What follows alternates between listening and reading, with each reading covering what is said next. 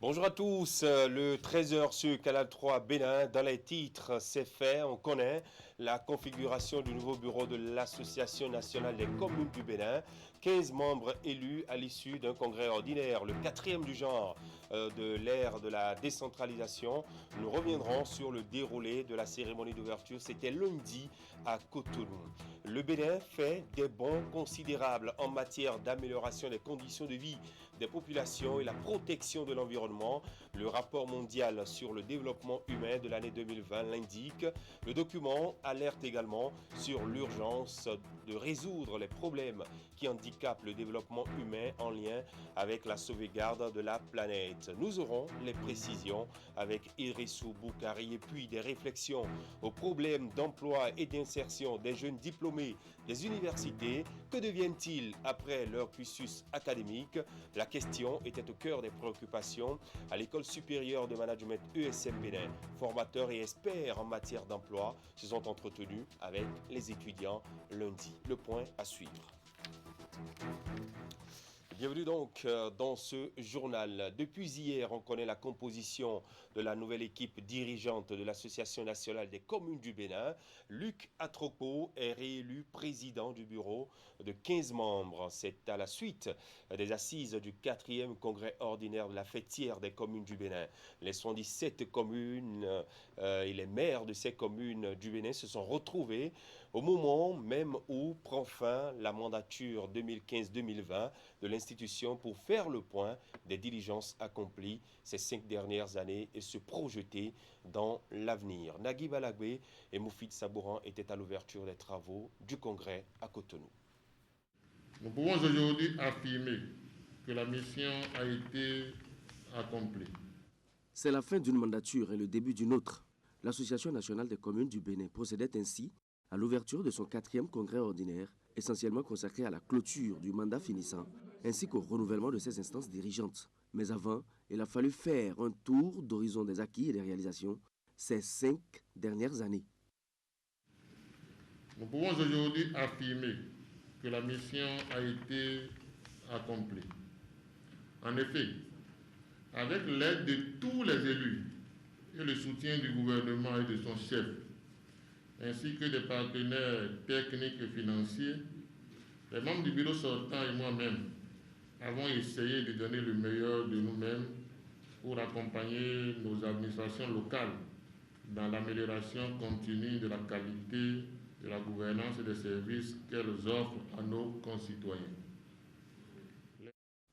Et ce sont ces mêmes objectifs qui modèlent l'action du gouvernement à travers le ministère de la décentralisation pour qui l'ANCB reste comme un partenaire qui facilite et accélère le processus de décentralisation et de démocratie à la base. Le processus de décentralisation entamé depuis 2003 n'aurait pas eu son sens sans la présence de l'ANCB, une association qui regroupe toutes les 77 communes et qui, au fil des années, est devenue de plus en plus visible et incontournable au plan national et international.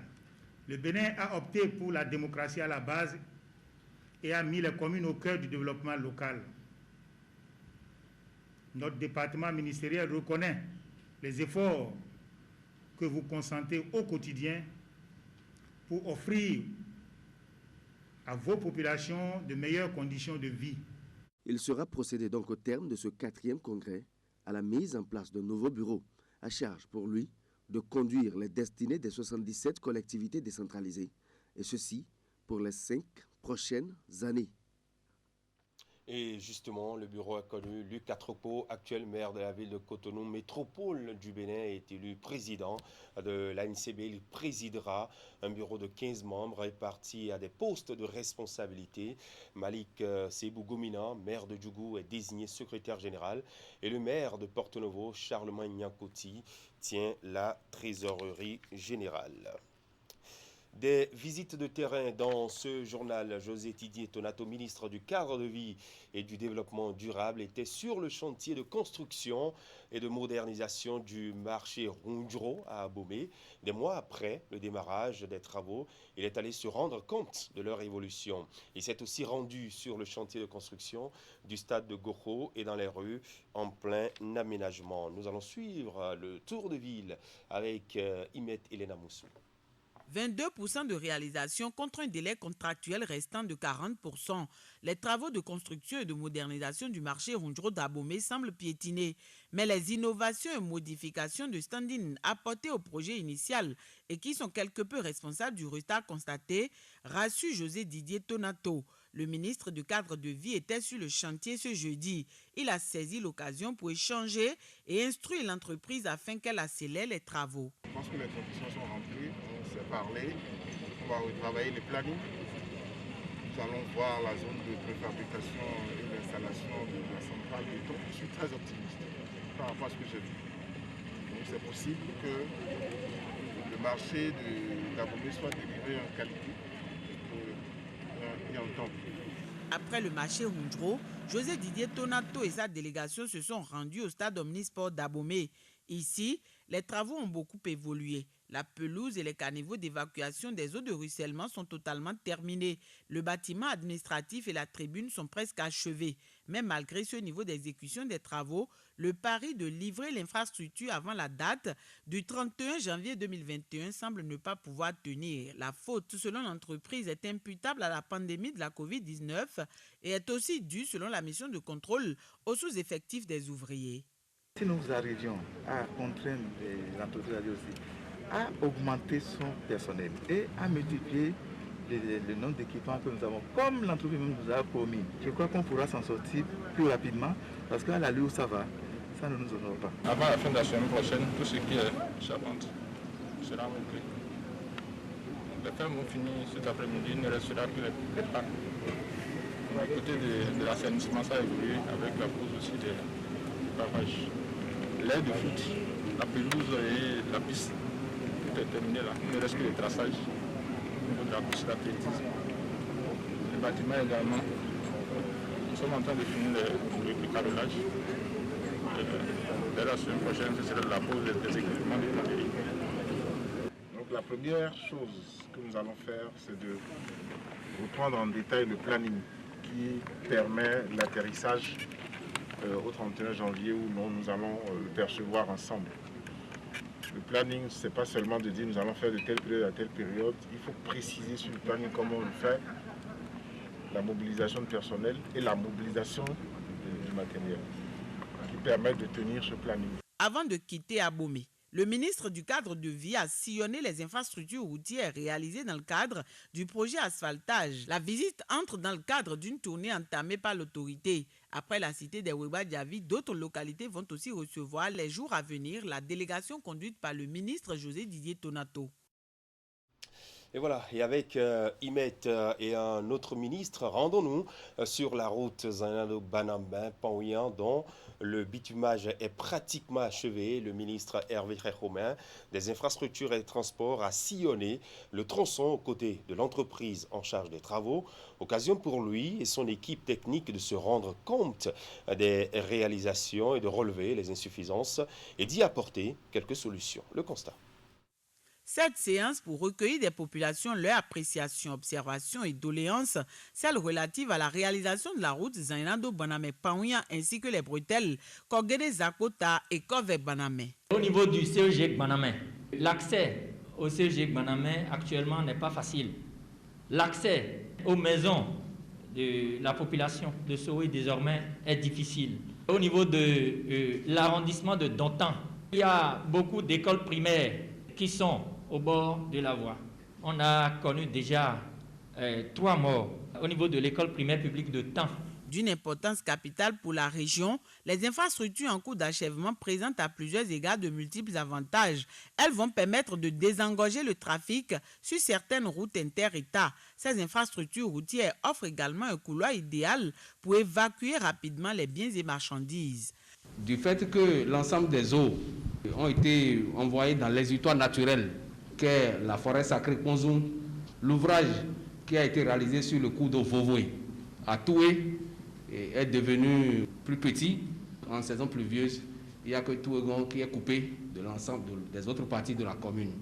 Tout au long de la traversée de la ville même, il y a certaines parties où les ouvrages d'assainissement réalisés sont à ciel ouvert, ne sont pas fermés.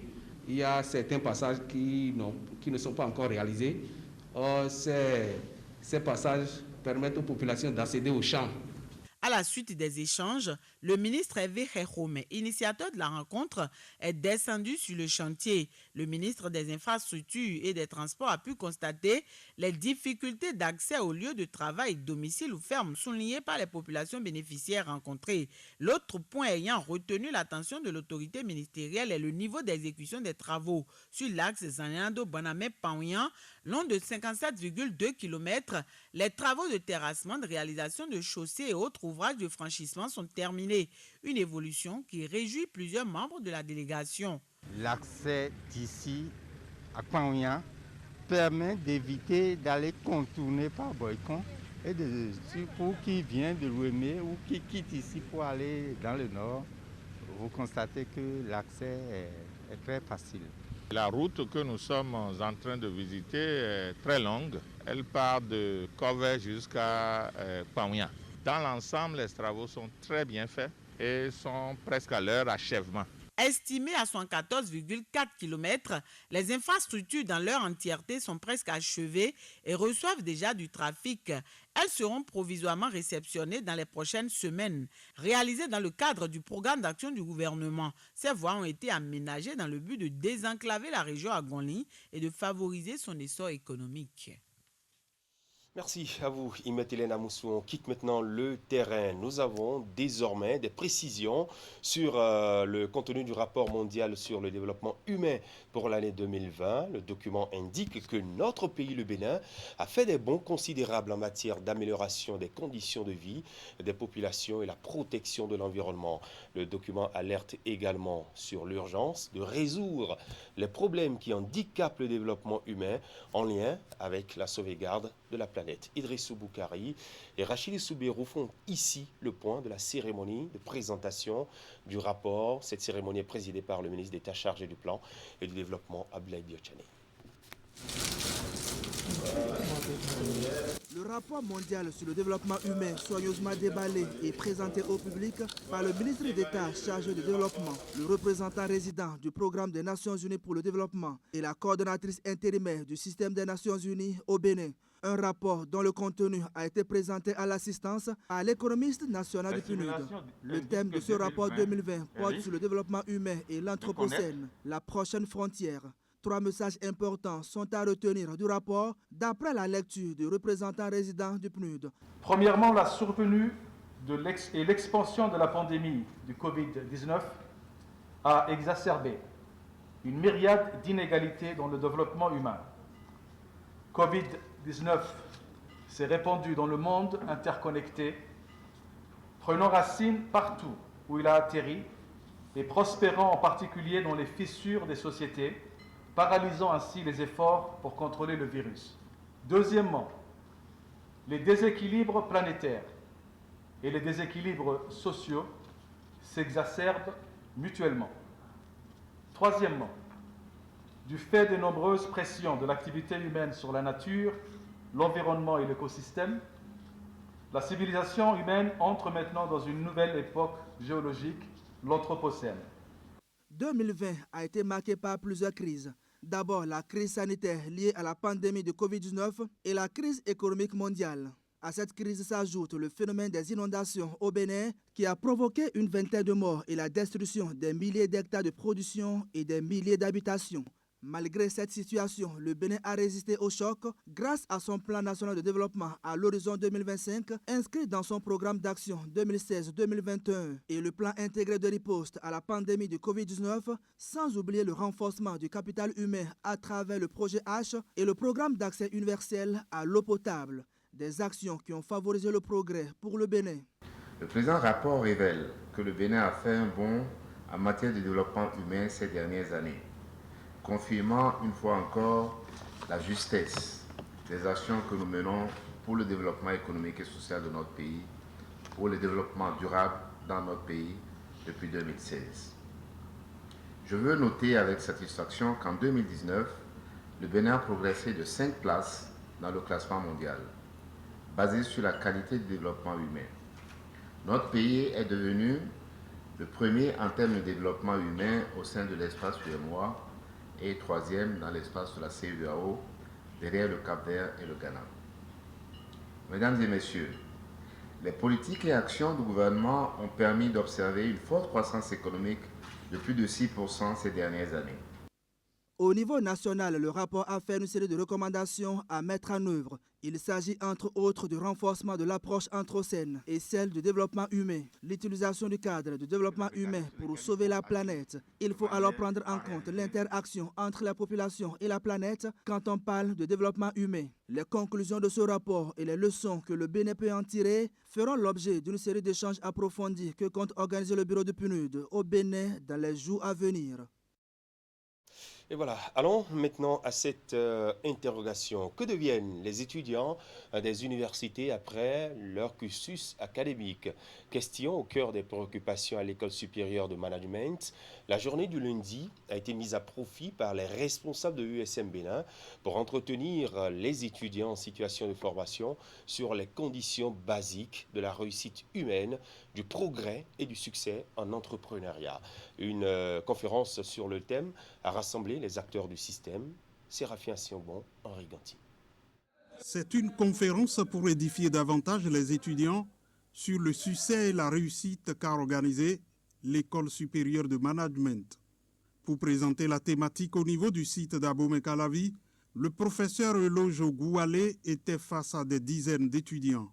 Au centre de sa communication, les valeurs cardinales. On peut retenir que nous avons accepté de suivre désormais avec surtout les étudiants les valeurs qui fondent le développement humain, la réussite humaine en entrepreneuriat. Je vais citer le courage, la prudence, la justice, le travail bien fait et l'amour du prochain. À ces valeurs s'ajoutent les valeurs humaines et sociales comme l'unité, la fraternité, l'entraide. L'objectif de l'École supérieure de management, c'est le chemin vers l'emploi. L'école estimant qu'aujourd'hui, le diplôme seul ne suffit pas au terme de la formation supérieure. L'étudiant doit développer des aptitudes personnelles. L'apprenant, lorsqu'il sort, lorsqu'il finit avec une licence, lorsqu'il a un master en main, en dehors du diplôme, quelles sont les valeurs intrinsèques que cet apprenant a? C'est pour formater suffisamment donc nos apprenants, les former non seulement au diplôme mais à la vie, que l'École supérieure de management a institué depuis sa création, ces séminaires spécialisés qui se déroulent à l'endroit donc des apprenants. De la communication, les étudiants ont retenu beaucoup de leçons. Le succès d'abord pour moi c'est être engagé. D'abord c'est la motivation, la première qualité. Ensuite il faut avoir l'esprit d'innovation, l'esprit de création. Pour réussir dans la vie, c'est une décision qu'on prend soi-même. J'ai retenu que si on veut entreprendre un projet, il faut avoir la confiance en soi. Par exemple, si on a des projets à faire, il faut faire ça immédiatement. Il ne faut pas attendre un instant pour le faire, il faut le faire immédiatement dans le futur pour qu'on puisse gagner notre produit. Chaque année, l'USM organise un séminaire mensuel spécialisé à l'intention de ses étudiants sur des thèmes précis. Ceci pour les aider dans leur orientation. L'école a obtenu récemment l'agrément l'autorisant à poursuivre la formation dans 18 filières, 9 en licence et 9 en master. Et voilà, enseignement toujours, Maouyon Kapo, ministre des enseignements secondaires, techniques et de la formation professionnelle, a procédé samedi au lycée des jeunes filles de l'Okossa au lancement de la 4e édition de l'université de vacances de l'enseignement technique et de la formation professionnelle. La responsabilité du formateur à l'ère de la stratégie nationale de l'enseignement et de la formation technique et professionnelle est le thème autour duquel les échanges se sont déroulés. Geoffroy Médecin.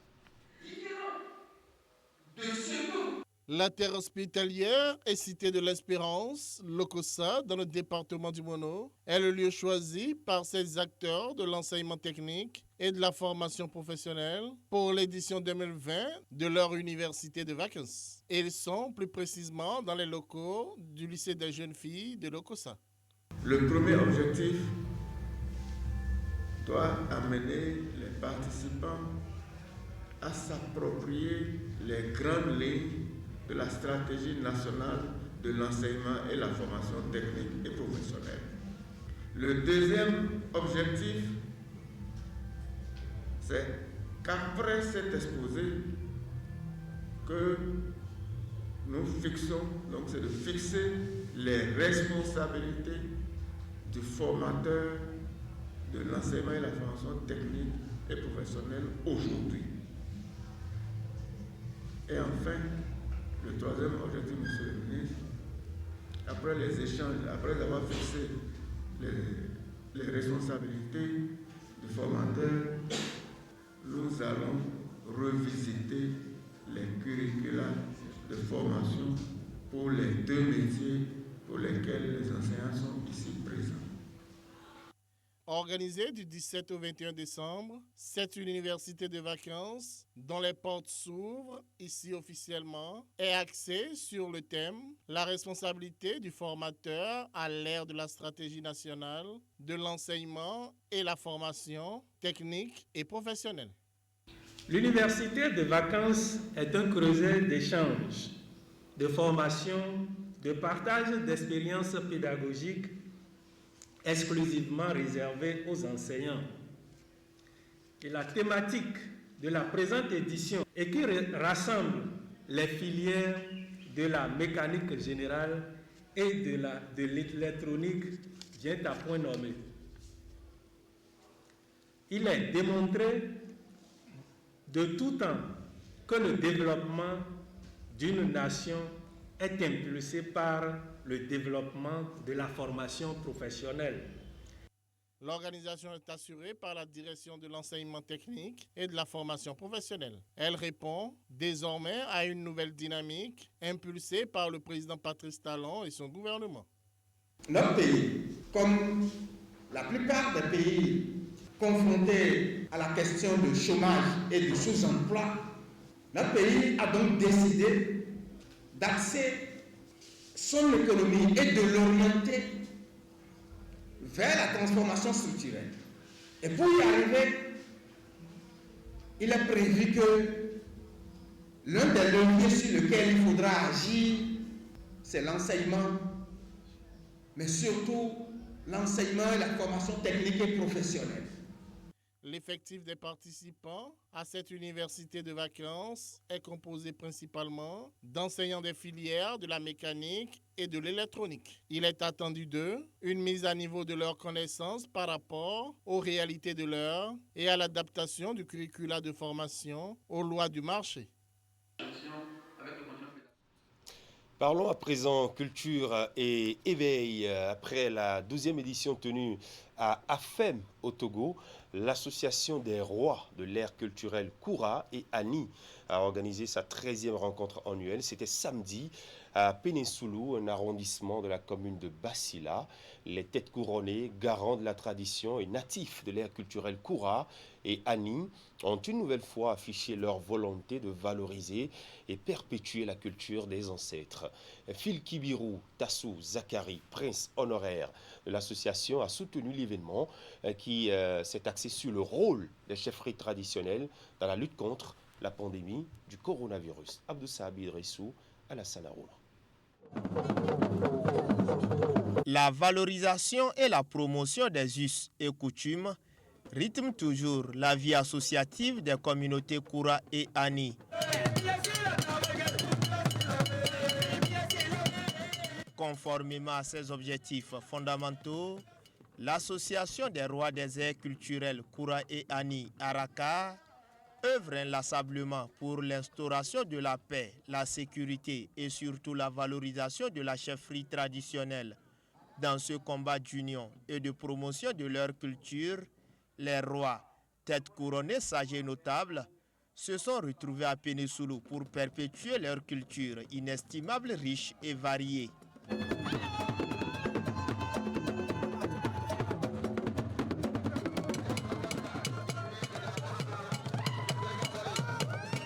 Rendez-vous culturel annuel et identitaire, l'Araka qui renforce les liens de fraternité et de solidarité entre les filles et fils de ces deux communautés, est soutenu par le prince honoraire Filkibiru Tassou Zakari. Chère Majesté, Mesdames et Messieurs, le sens de Araka, je l'ai compris très tôt et c'est ce qui a nourri ma motivation, ma disponibilité et mon engagement pour l'initiative. Des années durant, j'ai assuré l'appel des rois pour que l'association montre à la face de tous que nous, culture Ani, Koura et Kotokoli, avons une identité à préserver, une culture et une chefferie à valoriser. La valorisation de la culture Koura et Ani est donc l'une des missions fondatrices de cette association qui s'appuie sur ses valeurs et traditions pour construire un développement social et une économie endogène durable. La culture contribue toujours au processus de développement par des messages qu'il véhicule et qu'il éveille nos consciences. Nous voudrions aussi vous inviter à faire prospérer nos langues traditionnelles, particulièrement le Ani, Kotokoli, le Koura dans vos familles respectives. La crise sanitaire mondiale due à la Covid-19 n'a nullement ébranlé la marche de ce creuset vers l'enracinement de sa culture. Elle a plutôt inspiré les initiateurs de cette randonnée festive à associer les garants de la tradition, d'où le choix du thème « Lutte contre la pandémie du Covid-19, rôle des chefferies traditionnelles ». Il est question que les chefs traditionnels se mobilisent aux côtés des autorités politico-administratives pour que nos populations ne soient pas atteintes de cette pandémie. C'est pour cela que nous saisissons chaque occasion pour rappeler à toute la population la nécessité de respecter les mesures recommandées pour limiter la propagation.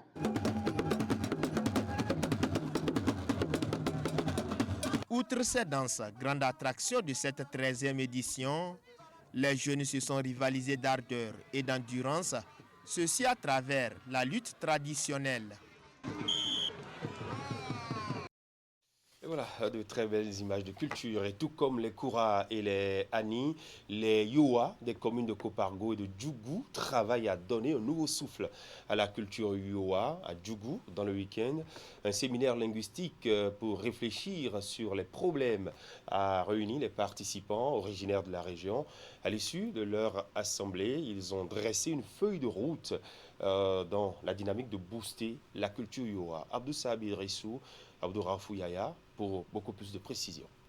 Il y a certains pans de notre culture qui sont en train de s'effondrer. Ayant donc constaté avec amertume que les rites Yom sont en perte de vitesse, les Yoa ont jugé nécessaire de s'unir pour valoriser leur culture. Le présent séminaire linguistique de l'ère culturelle Yom qui se tient à Djougou offre l'occasion aux Yoa de Kopargo et bien évidemment de Djougou de réfléchir sur la sauvegarde et la promotion de leur culture ancestrale. Le séminaire linguistique et le festival de l'ère culturelle Yom auraient eu lieu en mars 2020 si la Covid-19 n'était pas arrivée. Notre souhait aujourd'hui est de faire taire nos divergences, de regarder dans une même direction afin que la Commission nationale linguistique Yom et la culture Yom voient de beaux jours pour le développement du Yoro. L'initiative émane de la commission linguistique Yom qui s'est assignée, entre autres missions, la promotion de la culture Yom. Une noble ambition qui augure d'un lendemain meilleur pour les filles et fils de l'ère culturelle Yom, saluée à juste titre par les autorités politico-administratives. Je pense que c'est l'occasion pour nous de saluer tous ceux qui ont travaillé dans l'ombre pour nous réveiller de notre long sommeil, ce qui a abouti ou a permis la tenue ce matin de cette séance, de ce rendez-vous. Moi, je voudrais simplement exprimer ma joie que nous puissions ce matin nous retrouver ici afin de penser au futur et à notre passé. Parce que, on l'a dit, chaque génération a le droit de léguer ce qu'elle a acquis. Au cours de ces assises, une communication sur les origines du peuple Yom, son parcours et sa tradition aura permis à l'assistance de mieux connaître ce vaillant peuple. Elle a abouti à la formulation de plusieurs recommandations dont l'application permettra à la génération montante de retrouver son identité culturelle. Comme proposition, nous avons souhaité que certains événements culturels qui sont soit annuels, décennaux ou même quinquennaux soient réorganisés pour que ça soit offert comme aux autres peuples, comme n'est-ce pas, des produits touristiques. Et à titre d'exemple, nous avons parlé de la fête des divinités. Nous avons parlé des cérémonies funéraires que nous appelons Tepredjis ici, que nous organisons chaque année. Nous avons parlé aussi des circoncisions. Quand vous allez dans la commune de Kopargo, vous allez voir que chaque année, il y a les cérémonies de circoncision qui s'organisent. Autant de richesses culturelles que les Yowa pensent promouvoir pour attirer de nombreux touristes. Et vous l'avez remarqué sur les précédentes images, que ce soit à Djougou avec les Yowa ou à Penesulu avec les Koura et les Ani, le pain tissé ou le kanvo est bien mis en valeur à travers l'habillement des hommes de tradition et de culture. Et justement, dans la commune d'Abomey-Calavi, un événement mode a réuni dans une même salle les spécialistes de la mode. C'est plus d'une centaine de tenues réalisées et exposées au public le week-end écoulé dans le cadre de la première édition du défilé de mode organisé par le centre de formation Elisabeth Couture. Ici, on fait la promotion du kanvo. Clément Achadé et Elvis Tonoukouin nous en parlent.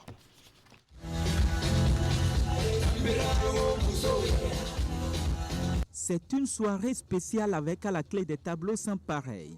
Des mannequins de trésors, de bonne aventure et bien d'autres qui filent et défilent sur scène. Un défilé de mode qui vient sonner la mobilisation autour de la promotion du pain tissé appelé kanvo.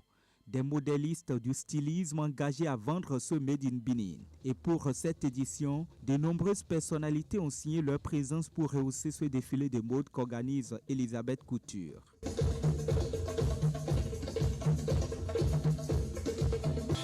Plus de 154 tenues avec une variation de modèles accrochants. Une soirée riche en couleurs grâce aux couleurs diversifiées et prestigieuses du pain kanvo. L'événement de ce soir, il a été fait dans le but de mettre en valeur le pain tissé kanvo. Le kanvo, le mélange du kanvo avec le textile uni, afin de permettre aux jeunes, à la vieille génération, de pouvoir mettre le kanvo n'importe où pour des sorties, pour le travail, pour l'administration publique, pour tout type de cérémonies et d'événements possibles. Plus de 154 tenues en kanvo avec le textile uni.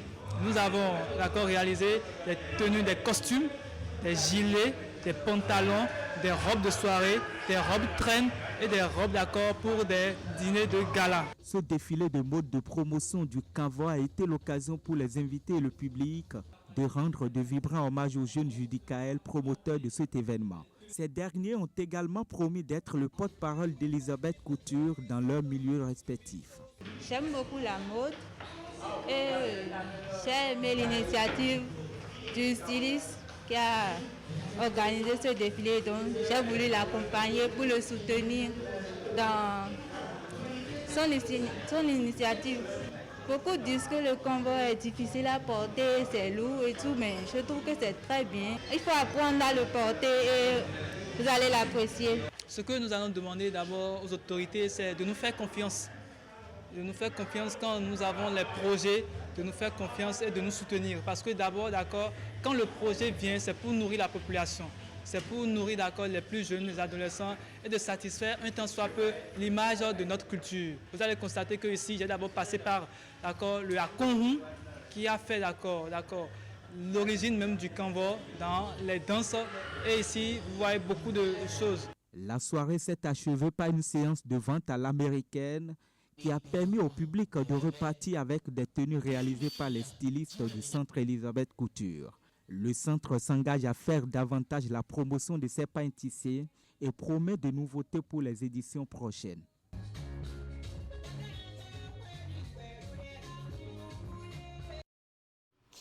Et voilà, c'était le 13h chez vous. Merci de l'avoir suivi.